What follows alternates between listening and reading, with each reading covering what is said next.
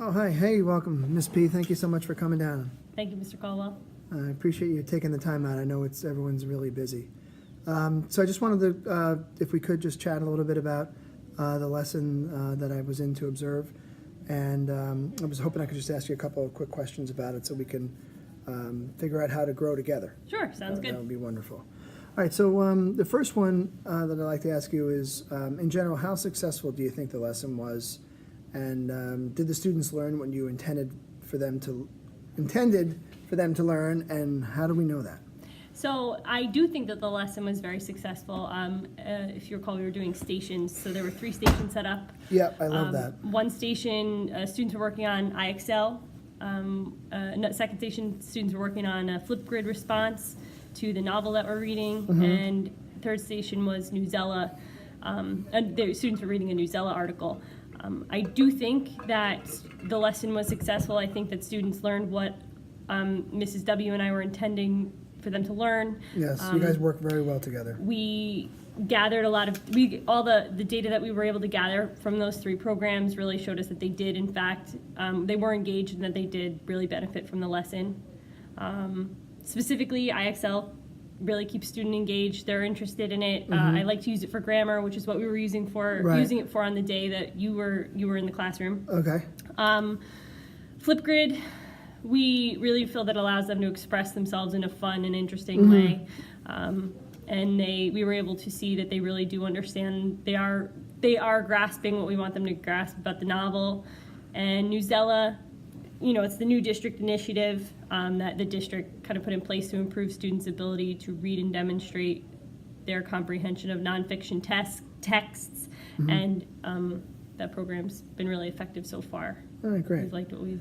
Yeah, maybe as part of this, I could maybe pull some of that data from you, because the next question is really asking about the evidence of student learning. So maybe we could, pull some of that that I could use as like a sample, or at least maybe like a baseline, so that when we meet again in the spring, that we could really talk about, where their proficiency rates were when we met earlier in the year, and what they're going to end up to be. Sure. How about the next one?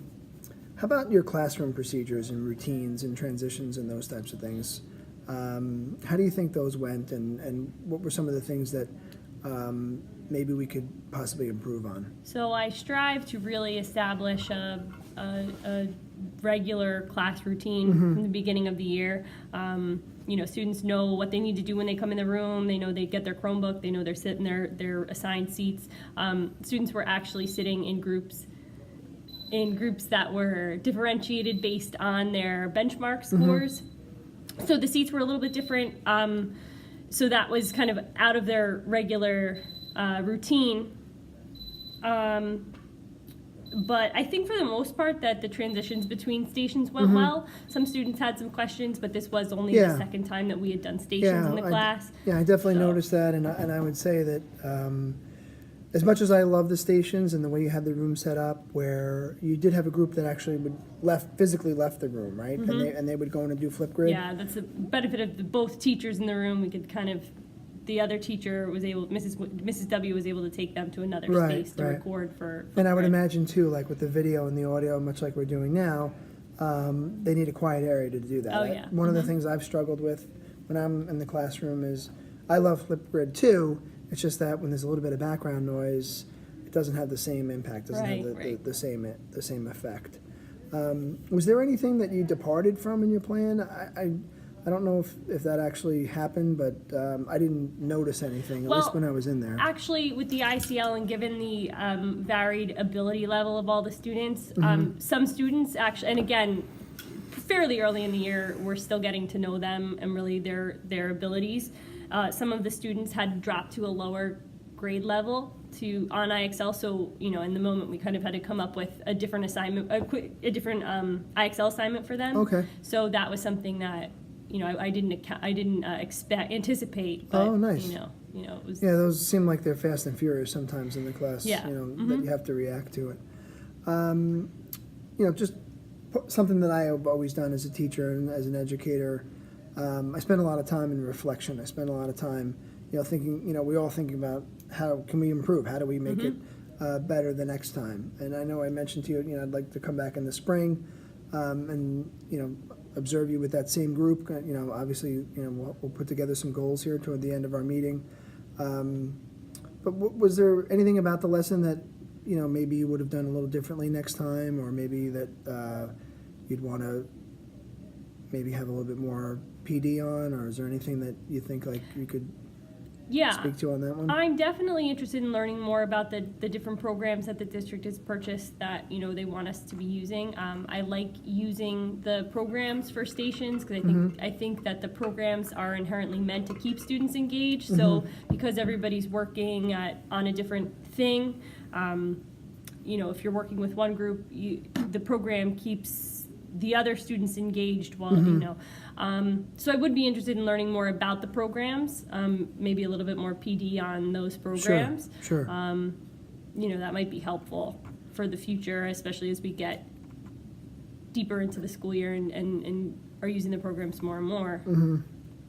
Yeah, I also noticed too that like as much as they do use the Chromebooks and they do have access to screen time, I felt like you did a really good job of pulling them away from the screens to have meaningful conversation and to make sure that everyone really understood at their specific station what they should be working on. I feel like I know for myself, sometimes I've been a little bit too reliant on the technology, and even though we've been very lucky and we have all these wonderful tools and access to all these great programs and the data is phenomenal, I still can't replace great teachers. I need to have that rigorous instruction and that educational leader in the classroom. And that's definitely something that I would like to continue to get better at is giving students that meaningful instruction while and working with everybody in the room, going through the room. So that's something I think that I'll, perfect over time. Okay. All right. Yeah. So just, a few things that, we could maybe strive for the spring. It seemed like they had a lively group in there, to put it mildly. And, as you get to know them, it's only like, I would think, the 27th or 28th day of instruction that I actually sat down with you in your class. But there is definitely a mutual respect, and the teacher, you and the co-teacher and the students certainly look to one another to, model that behavior for them. But, but one of the things I think we could both grow together with is maybe helping them out a little bit more with their transitions and maybe some of the classroom management techniques that we can go over in the meantime, just to, because it is so distracting sometimes with the technology, whether it's they have to go from iExcel to Flipgrid to Newsela, and it's really sometimes I think it can be a little bit of like for lack of a better term, like a brain drain, where they just it is block scheduling, which I'm not a huge fan of, but unfortunately, that's what we have to deal with, and it's 85 minutes, and that's why I commend you for, really giving the stations a try, because I know it wasn't something, based on our pre-conference that was something that you felt was all that effective,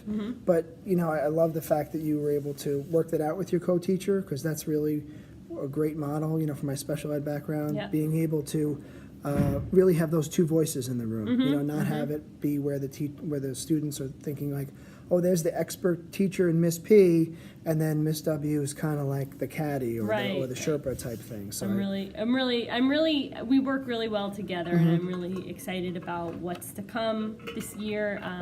I do also feel that, and we at the beginning of the year we really strive to create a coherent class community, and everybody. Yeah, that was evident to me. We're all one. And that she and I are both, both the teachers. Yes.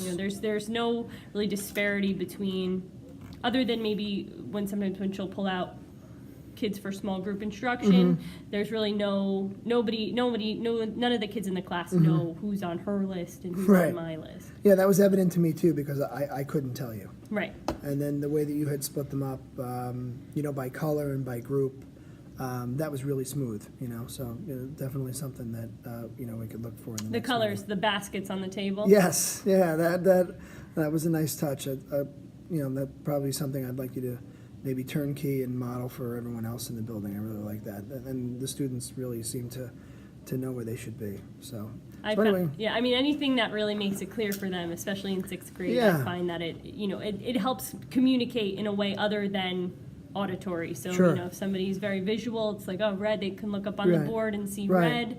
Okay, I'm at a red group. Yeah. You know, it helps them to visualize and understand. Yeah, so it I a mean, little bit more. I guess those would be like the two things that I would think we should spend a lot of time on. You know, Okay, like you said, the sounds good. professional development for all this different data interpretation. I know it's a Yeah. lot. You know, there's a lot of moving parts.